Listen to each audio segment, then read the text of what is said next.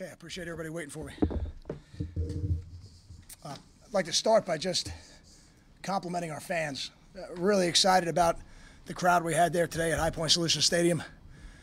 Couldn't be more excited about the student turnout. I want to say we broke a record today for students at the game.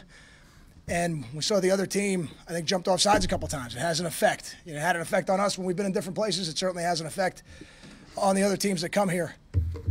And I think the other thing you saw today was really, if you could bottle today's game, you'd see Rutgers football. That's really what we think it is. You know, we had a 100-yard rusher. We were able to protect the quarterback. I think he completed 67% of his passes. We played tremendous run defense. We got them to turn the ball over.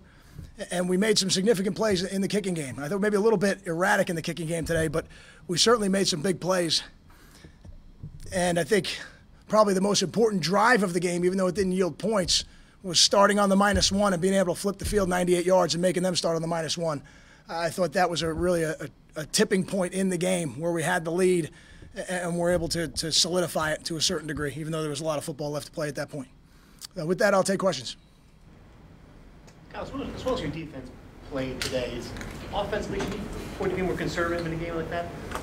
I think it affects it in the second half of the game. I don't think you think that way in the first half of a game, but I do think as the clock becomes your ally, then you have to think about calling the game differently on offense. Can you just talk about being able to run the ball in the second half and kind of eat clock away? I think it's critical. I think it's critical. Even that, that drive that started on the -1. That was a 13-play drive. I'm not sure how many of those were runs, but I know quite a few of them were, and it makes a difference. I think, like as we say, we want to run the football. We really believe that's where it starts and where it ends. And even that touchdown to Mark Harrison was a run play with an option on the outside to throw the ball. It's not anything unique that we do. There's a lot of teams out there that do it, but we're fortunate to have some receivers that can win those one-on-ones. And we've seen it a couple times this year where a run play turns into a pass, turns into a score, and that's the way we want to play football. Coach, it looked like you ran the ball a little differently, though, today, obviously, without Burton. Did you guys get a little more creative, a little more draws, a little more to get the results? No, I don't think there were any more draws, but I think what you saw were probably some different personnel groups. I think you have to do that, and then Sam Bergen got hurt in the game, so that took some of the things we were going to do with Sam, off the plate, and we'll find out a little bit more tomorrow about how he's doing going forward to see what direction we need to go in. I think ultimately you've got to try to keep your best players on the field. So, when you lose who is your starting fullback, you don't just put the next guy in. You got to have different personnel that you can go to and hopefully some creative ways to run the ball. Kyle, what happened with Kyle Federico? I know he left there with he has a lower body injury that we got to take a look at and see. He was not able to come back in the game. Aside from that, I'd rather not comment on it until I know more. Perception of Gary's performance? I'm very pleased. I'm very pleased with Gary. Again, I think Gary's greatest strength to me as the head coach, Gary's greatest strength as a quarterback is his desire to run the game plan the way we give him the game plan. He's not a guy who goes out there with his own agenda. He delivers the ball to the receivers that are open, whatever the defense gives him. He gets the ball out on time. He takes care of the run game, and he does a nice job in the huddle of controlling the offense. All those things are very important to me as the head coach, and I couldn't be more pleased with Gary. Cal, could you talk about the defense? Even though Holmes wasn't there, looked like these guys didn't miss a beat. They did. I'm proud of the way we play defense, and we really believe defense starts with stopping the run.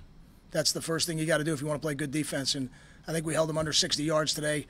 They had the top performing back in our league returning, and we were able to slow him down today.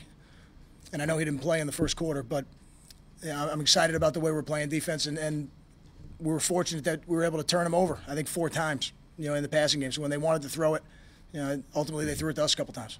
Well, the only damper again is the amount of penalties and the timing of them.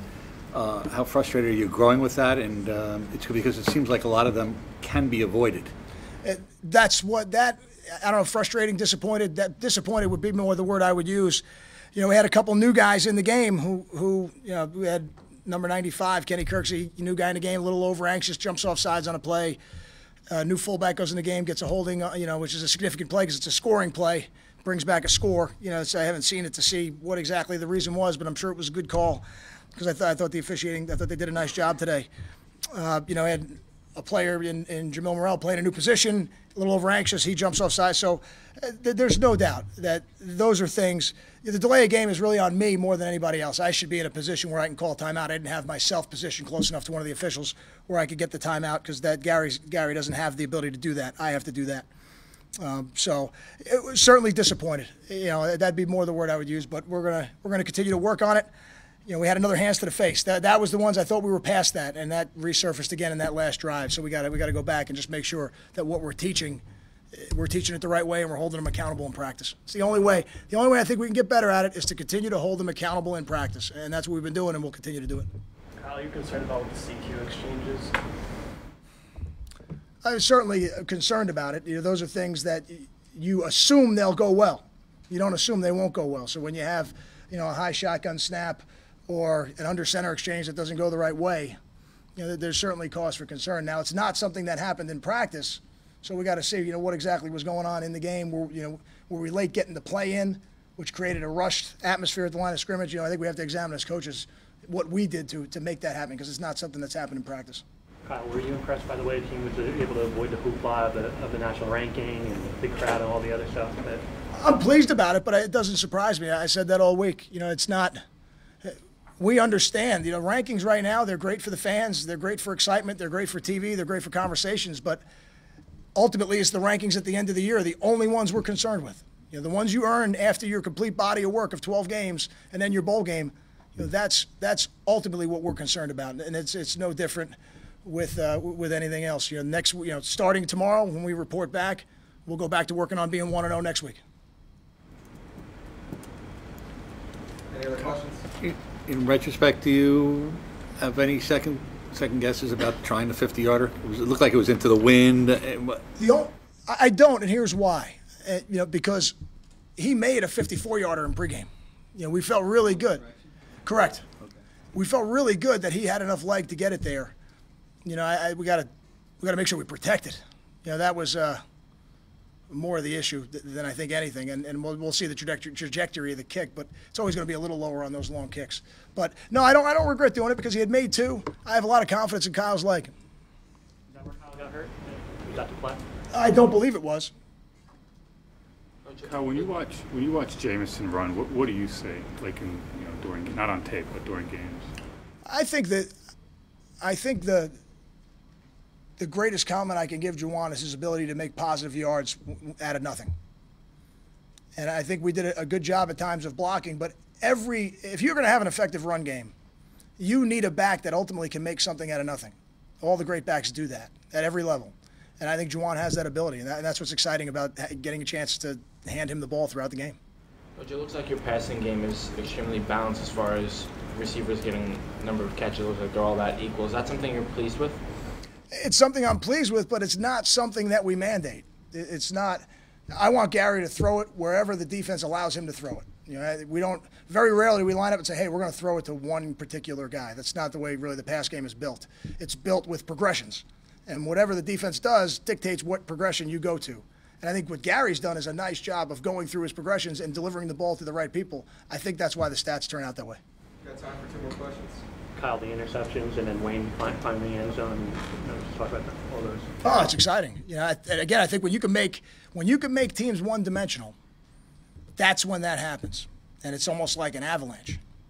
You know, where the team now they have to throw it, and they make some plays and they complete some passes, but when you can make a team one-dimensional, you got a great opportunity, you know, to get those kind of interceptions, and certainly when you can score in ways other than on offense, your chances of winning go up tremendously.